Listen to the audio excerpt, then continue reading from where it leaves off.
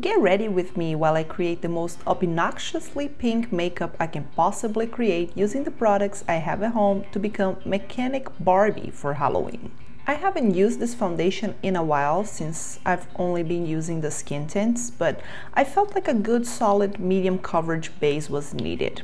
However, the camera viewfinder was reading it way lighter than what I was seeing in the mirror, so for a brief moment I thought I was going to be Ghost Barbie instead for this Halloween. This is my first concealer purchase since 2020 and I'm enjoying it a lot. I've been watching some TikToks saying mature skin shouldn't apply concealer too close to the eyes to soften it a little bit, and I've tried a couple times now. It does look like it's creasing less than before. This powder is likely overdue for a new buy, but because it's pretty full I refuse to buy a new one and it's still that girl. I can't really tell if I love this Gucci bronzer, and honestly every time I apply any bronzer I think I'm overdoing it and it looks ridiculous, so it's hard for me to know if it's a good product or not. If it wasn't for looking like a ghost I could probably live without bronzer. I was trying to go heavy-handed on a pink blush and looking back at the footage, I obviously failed.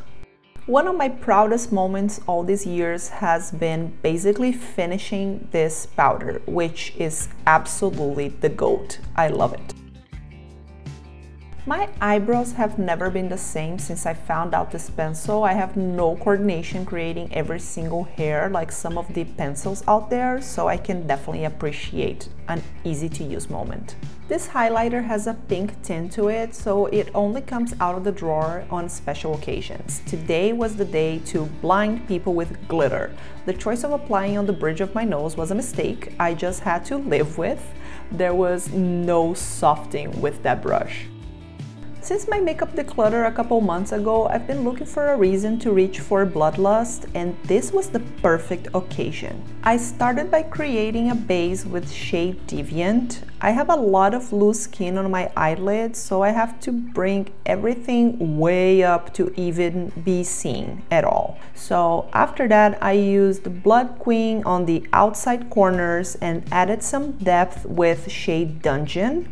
The real moment was applying Wet Jewel with my fingers. Absolutely stunning.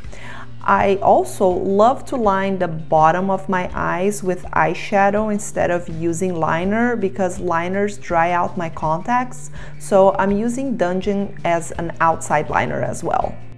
For the setting spray, I normally cover my outfit with a towel, but this time I didn't really care about the Spirit Halloween costume and I thought it would be weird for the video. Every time I use this mascara, I end up either smudging my eyelid or applying them on top of my contacts. I'm not sure what causes the lack of coordination here, but the mascara itself is gorgeous. The lipstick here has a lot of glitter and my husband always says I look like Paris Hilton in the early 2000s with it. Aside from the lack of pink blush, I do think I achieved my Barbie look. Let me know your thoughts in the comments and see you next time.